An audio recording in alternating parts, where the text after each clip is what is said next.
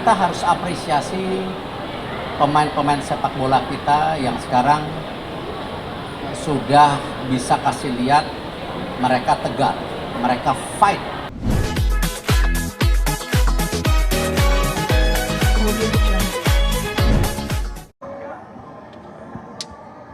Ya senang ya melihat transformasi daripada yayasan, di mana tadi saya sampaikan kan yayasan ini berdiri ketika waktu itu saat COVID. Semua dalam situasi mencekam, kita di kantor waktu itu juga bingung, cuman ya kembali tidak boleh berdiam diri. Makanya dengan yayasan ini kita coba waktu itu membuat dapur untuk masyarakat yang pekerja informal, yang kurang mampu, tidak bisa keluar. Akhirnya kita coba buat dapur, waktu itu ada di Bandung, di Jakarta. Obat gratis, waktu itu kita juga bantu karena banyak yang tidak punya akses waktu itu keluar. Dan tentu yang fenomena bagaimana kita juga membantu ya melakukan renovasi waktu itu Wisma Atlet yang dijadikan tentu rumah sakit COVID waktu itu, yang saya rasa sangat besar sehingga bisa langsung menampung ya berbagai masyarakat yang terkena COVID waktu itu. Bahkan kalau ingat gambar ambulansnya waktu itu sampai macet total ya. Nah setelah itu berjalan tentu kita tidak mau terjebak ya COVID terus, karena kita harus membangun optimisme sebagai bangsa. Nah kemarin ini Pak Safwan, Mbak Samara, sama saya diskusi para senior di BUMN. Ya kita coba melihat yayasan ini fokus kepada tentu salah satunya kepada kesehatan ibu dan anak, dan juga tentu mental health yang memang kalau kita lihat data-datanya 60% itu 15-24 itu ada isu mental health. Jadi ini yang kita coba lakukan untuk ibu dan anak. Kita coba membantu PAUD ya di daerah kesenjangan tinggi. Misalnya di sini ada pemukiman yang sangat mampu, tetapi di sebelah sini yang kurang mampu. Nah PAUD-nya yang kita coba perbaikin, kita jaga waktu itu. Ada di beberapa titik sudah jalan. Dan tentu untuk mental health sendiri kita coba ya tadi punya pemikiran bagaimana kita datang ke sekolah-sekolah ya dengan mobil, ada konseling supaya jangan sampai mental health ini stigmanya langsung gila. Ya, jadi itu kan momok yang menakutkan. Orang sedih belum tentu gila. Ya, orang berdiam diri belum tentu gila. Nah, ini yang harus kita segera penetrasi. Ya, apalagi kalau lihat data konselor itu di Jakarta khususnya 1 berbanding 250 siswa. Ya, dan 40% sekolah baru punya konselor, yang lainnya tidak punya.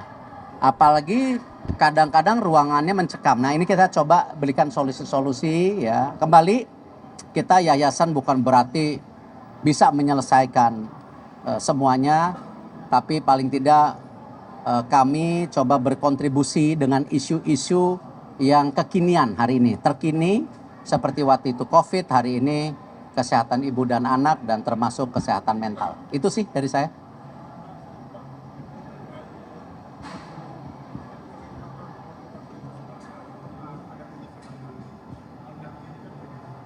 Ya gini, waktu yayasan dibentuk,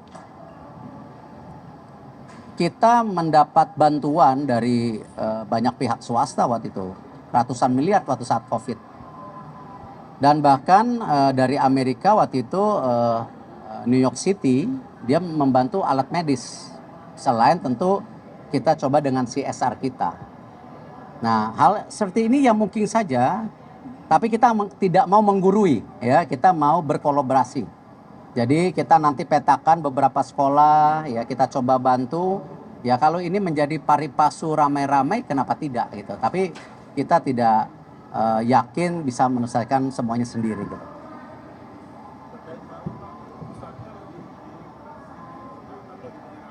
Kita masih fokus Jakarta dulu. Ya karena keterbatasan daripada tentu dana yang kita bisa tingkatkan ya gitu. Enggak, macam-macam, kita banyak kerjasama ya bagi berbagai pihak, itu kita lakukan gitu. Cukup?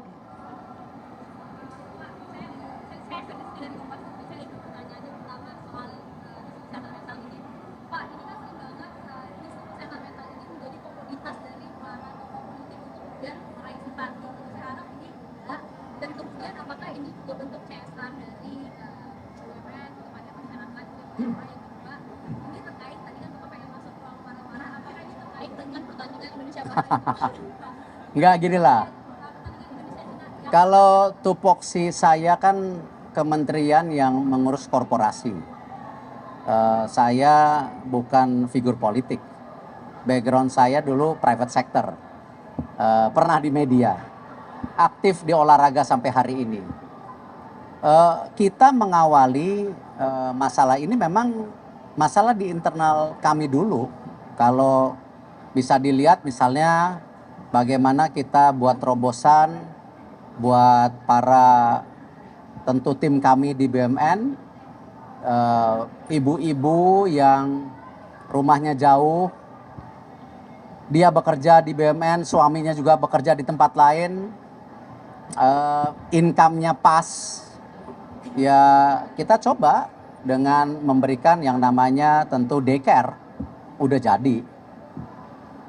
Sama ketika kita survei di Kementerian BUMN juga melihat ya banyak pegawai BUMN itu usianya 67% itu di bawah 35. Lalu ketika kita survei mereka juga ya mohon maaf 6 bulan selama Covid kantor Kementerian BUMN nggak pernah tutup loh. Ya, dan hal-hal ini yang saya mesti apresiasi. Ya karena itu kita membuat fasilitas-fasilitas di lantai 23 itu ada ruang musik, ruang baca, ruang main pingpong, ya. Bahkan sekarang inovasinya tadi ruang hening dan bahkan kita ada coba konseling. Ya, seperti itu kita. Kita perspektifnya tidak melihat konteks-konteks yang tadi. Ya, saya berdiri tegak tentu di profesional. Ketika kejadian kemarin, kita harus apresiasi pemain-pemain sepak bola kita yang sekarang sudah bisa kasih lihat mereka tegar, mereka fight gitu. Nah inilah ciri khas bangsa kita yang harus kita lahirkan, bahwa kalau mereka ngelihat bangsa Indonesia ini serem gitu loh. Ya, selain kita bangsa yang senyum, pemurah hati, tetapi kalau soal kerja, tanding, ya kita mesti kelihatan serem gitu. Kalau New Zealand ada tari-tariannya, ya kita juga mesti kasih lihat kesereman kita. Karena kita mau ciptakan juga pahlawan-pahlawan bangsa versi baru. Nah, sepak bola adalah salah satu bagaimana kita bisa mertaikkan martabat bangsa. Terlepas dari itu, ya kita tentu dengan kejadian kemarin kita melayangkan surat protes langsung. Saya mengirimkan surat juga kepada AFC, kepada Presiden AFC untuk mempelajari. Keputusan tetap di tangan mereka. Tapi paling tidak kita harus kembali berani menyuarakan ketidakadilan. Nah, kita pernah melakukan itu ketika Ivar Jerner dapat kartu kuning, ya, karena dianggap ingin mencederai musuh. Kita lihat videonya tidak, kita challenge, gagal. Ya, tapi ya kembali kita harus berani. Kita ini bangsa besar. Jangan juga kita selalu menjadi bangsa yang tidak berani mengungkapkan pendapat pada ketidakadilan, baik di dalam negeri, di dunia, dan di unsur-unsur lainnya gitu. Jadi kita coba, tapi tetap mental, bukan mental head lah ya, mental pemain harus diutamakan. Itulah sejak awal 1 tahun 8 bulan ini kita mendorong bagaimana mental pemain tim nasional kita. Kemarin habis tanding mereka tetap optimis, langsung berangkat ke China. Sekarang latihan, mudah-mudahan kita bisa rebut poin maksimal gitu.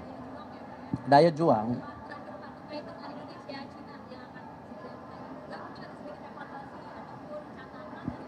Saya rasa kita sudah bermain baik, cuman sayang ya di ujung kita nggak boleh terus nyalahkan wasit. Saya udah bilang ke pemain, saya text message satu-satu semua pemain. Bahwa yang sudah lewat kita ke depan, kita punya mimpi besar 15 poin. Hari ini baru 3 poin, 3 pertandingan. Kalau lawan China dapat 3 poin berarti 6 poin. 6 poin dibagi 4 pertandingan 1,5 poin. 15 dibagi 10 1,5 poin. Masih ada harapan. Tetapi tentu ya kita harus mencari beberapa kemenangan yang ketika kita menjadi tuan rumah, tentunya ketika lawan Bahrain, lawan China, ataupun menyolong ketika kita jadi tuan rumah dengan Saudi, ataupun ya kalau Jepang sulit lah ya, tapi ya kita coba jangan kalah set dulu. Kan tadi Bapak baru posting ya Pak ya, itu terkait dengan naturalisasi terhadap Kevin Prince itu seperti apa ini Pak? Sudah fix atau bagaimana? Kembali kalau udah salaman berarti kan udah fix lah, tinggal prosesnya. Ya tentu kita akan mendorong kepada Bapak Presiden, ya setelahnya tentu DPR untuk ada percepatan, tapi window-nya kalau kita lihat itu di bulan Maret bisa main. Tapi kalau bisa November, ya kenapa tidak? Makasih. Ada kawinan. Terima kasih ya Pak Eri.